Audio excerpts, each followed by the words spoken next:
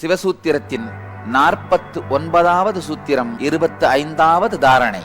ஈசன் உரைக்கின்ற வார்த்தைகள்: அனைத்து நற்பாக்கியங்களின் வடிவானவளே, கண்களை மூடி மனதுடன் கூடிய அனைத்து இந்திரியங்களையும் ஒருங்கிணைத்து இதயதளத்தில் அமைந்திருக்கும் தாமரைப்பூவின் மத்தியில் இருக்கும் மந்திரத்தை தியானிக்கும் ஒருவர் மிக உயர்ந்த ஆன்மீக அனுபூதியை பெறுகின்றார். முதல் படி, கண்களை மூடி. நாம் எல்லோரும் கண்களை மூடுகின்றோம்.